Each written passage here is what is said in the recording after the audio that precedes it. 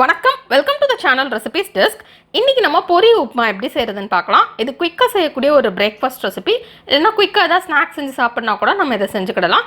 First இதுக்கு என்னென்ன பொருட்கள் தேவைன்னு பார்த்தரலாம். அதுக்கப்புறம் எப்படி செய்கிறது அப்படின்றது இந்த வீடியோவில் பார்க்கலாம். 1/4 டீஸ்பூன் கடுகு, 1/4 டீஸ்பூன் உளுந்து, ஒரு சின்ன சைஸ் தக்காளி, ஒரு கேரட், கருவேப்பிலை கொஞ்சம், 1 டேபிள் ஸ்பூன் நிலக்கடலை, 2 பெரிய வெங்காயம், 2 பச்சை மிளகாய், மல்லி இலை கொஞ்சம், 4 கப் பொரி. ஃபஸ்ட்டு நம்ம ஒரு கடாய் எடுத்துடலாம். எடுத்துகிட்டு இதில் 2 டீஸ்பூன் எண்ணெய் சேர்த்துடலாம். இப்போ எண்ணெய் நல்லா சூடாகட்டும். நெக்ஸ்ட் இதில் கடுகு சேர்த்துடலாம். இப்போ கடுகு பொரிஞ்சதுக்கப்புறம் இதில் உளுந்து சேர்த்துடலாம். இப்போ உளுந்தும் பொரிஞ்சிடுச்சு. நெக்ஸ்ட் இதில் நிலக்கடலை சேர்த்துடலாம். சேர்த்துட்டு இதை நம்ம ஃப்ரை பண்ணிடலாம்.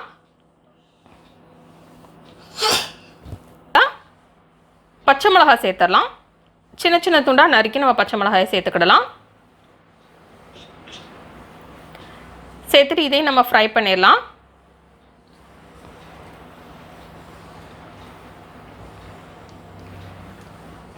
நெக்ஸ்ட் இதில் கருவேப்பிலை சேர்த்துடலாம்.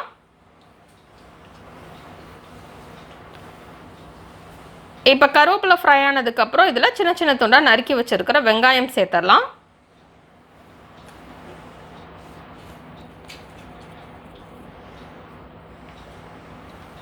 இப்போ வெங்காயம் லேசாக ப்ரௌன் கலராக மாறட்டும். அது வரைக்கும் நம்ம இதை ஃப்ரை பண்ணிடலாம்.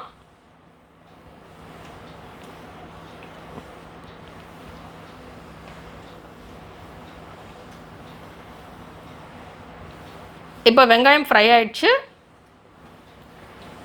லைட்டாக ப்ரௌன் கலராக சேஞ்ச் ஆகிடுச்சு. நெக்ஸ்ட் இதில் கேரட் சேர்த்துடலாம். கேரட்டை நம்ம துருவி சேர்த்துக்கிடலாம். உங்களுக்கு வேறு என்னென்ன வெஜிடபிள்ஸ் பிடிக்குமோ நீங்கள் அதையும் சேர்த்துக்கிடலாம். இல்லைனா எதுவுமே சேர்க்காமலும் பண்ணலாம். வெஜிடபிள்ஸ் சேர்க்காமல் பண்ணாலும் இது நல்லா தான் இருக்கும் டேஸ்ட்டு. இப்போ இந்த கேரட் லேஸாக குக் ஆகிக்கிடட்டும். அது வரைக்கும் நம்ம ஃப்ரை பண்ணிக்கலாம். நெக்ஸ்ட் இதில் சின்ன சின்ன துண்டாக நறுக்கி வச்சுருக்கிற தக்காளி சேர்த்துடலாம். சேர்த்துட்டு அதையும் நல்லா ஃப்ரை பண்ணிடலாம். நல்லா தக்காளி குக் ஆகட்டும். அதில் உள்ள பச்சை வாசனையெல்லாம் போகட்டும். இப்போ நம்ம டிஷ்ஷுக்கு தேவையான அளவு உப்பு சேர்த்துடலாம்.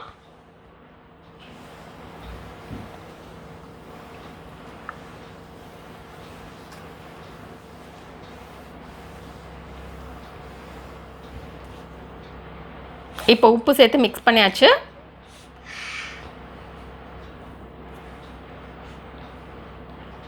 இது தக்காளி குக் ஆகிட்டு இருக்கிறதுக்குள்ளே நம்ம பொரியை வந்து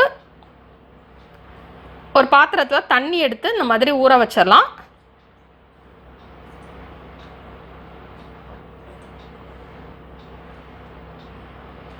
இதை ரொம்ப நேரம்லாம் ஊற வைக்க வேண்டாம். இது இந்த மாதிரி நல்லா மிக்ஸ் பண்ணி 1 நிமிஷம் வச்சாலே போதும். 1 நிமிஷத்துக்கு அப்புறம் நம்ம தண்ணியெல்லாம் பிழிஞ்சு தனியாக எடுத்து வச்சிடலாம்.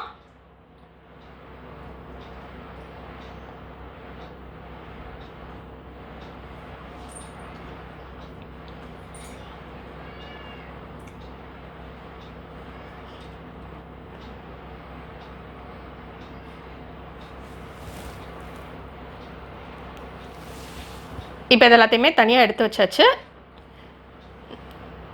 இப்போ நம்ம இதில் உள்ளே சேர்த்துடலாம். பொரி சேர்த்துட்டு நம்ம ரொம்ப நேரம் மிக்ஸ் பண்ணக்கூடாது. அப்புறம் ரொம்ப சைஸ்லாம் சின்னதாயிரும். அதனால் நம்ம லைட்டாக மிக்ஸ் பண்ணி விட்டுட்டு ஸ்டவ் ஆஃப் பண்ணிடலாம். அப்போ தான் அது சாப்பிட்றதுக்கும் நல்லாயிருக்கும். லாஸ்ட்டாக நம்ம சின்ன சின்ன துண்டாக நறுக்கி வச்சுருக்கிற மல்லி இலை சேர்த்து மிக்ஸ் பண்ணிடலாம்.